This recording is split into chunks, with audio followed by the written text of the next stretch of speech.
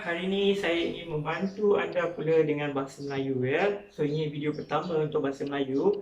Memandangkan sudah lama tidak bersekolah dan masih lagi tidak tahu bila sekolah akan bermula, jadi saya akan cuba bantu anda seberapa yang boleh. Memandangkan cikgu pun sekarang cuti sekolah tinggal seminggu lagi. Okey. So saya akan terangkan beberapa perkara penting dalam tata bahasa Melayu. So kita mulakan. Contohnya yang pertama ini dengan bagaimana nak gunakan tentang dan mengenai. Bagaimana nak menggunakan dua perkataan ini, tentang dan mengenai. Tentang digunakan secara umum, manakala mengenai jika ada sasarannya. Okey, ada target lah sasarannya. Okey, contohnya Ronald berbincang pelajaran dengan rakannya. So yang mana lebih sesuai, tentang pelajaran atau mengenai pelajaran? Okey, so yang ini yang lebih sesuai adalah tentang. Okey, ini secara umum. Okey, tentang pelajaran dengan rakannya. Manakala ayat kedua ini pula, tembakan polis itu, yang ini kena pada sasaran. Jadi, tembakan polis itu mengenai seorang perompak. Okey? Okey, seterusnya untuk simpulan bahasa hari ini, cikgu pilih anak tut. Okey, anak tut ini maksudnya anak angkat. Contohnya jika pasangan itu tak ada anak, jadi mereka akan ambil anak angkat.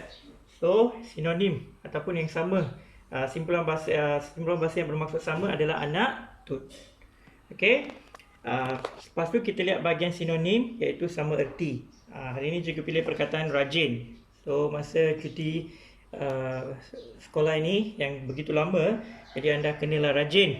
Jadi apakah sinonim ataupun sama erti untuk rajin? Tekun. Okey, kamu perlu tekun ya, belajar di rumah. Okey, lepas tu antonim. Antonim maksudnya berlawan. Okey, contohnya perkataan yang saya pilih untuk hari ini adalah mengukuhkan. Mengukuhkan maksudnya menguatkan. Jadi antonimnya ataupun lawannya adalah melemahkan. Okey.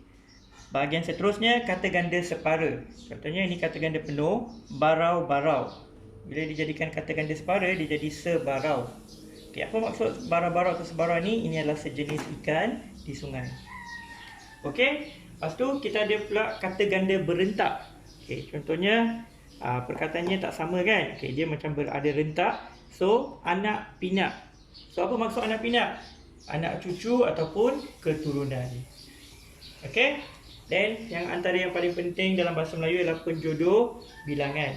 Okey, pernah ya dalam SPM disuruh menggunakan penjodoh bilangan untuk membina 6 ayat. Jadi jangan fikir penjodoh bilangan ni untuk peringkat rendah saja, sampai peringkat SPM pun boleh disoal. Okey, baris. Contohnya kita ambil penjodoh bilangan baris. Baris ni kita guna untuk benda yang berbaris atau manusia yang beratur. Contohnya beberapa baris ayat, bangku, murid, orang, kedai, rumah, pokok, tulisan. Yang ini semua boleh digunakan untuk penjodoh bilangan apa ni? Untuk baris ya. Okey. Lepas tu kita lihat bahasa Melayu dan bahasa istana. Contoh bahasa Melayu dan bahasa istana untuk hari ini ialah makan. Saya rasa ramai yang tahu. Ini adalah makan, untuk dalam bahasa istana dipanggil santap. Okey. Okey, sekarang kita lihat satu contoh penggunaan perkataan pada. Okey, bagaimana kita nak gunakan perkataan pada dengan betul. Pada ini boleh digunakan untuk masa, pendapat atau pandangan, ataupun sebagai ada pada, ataupun untuk kata kerja, perbuatan.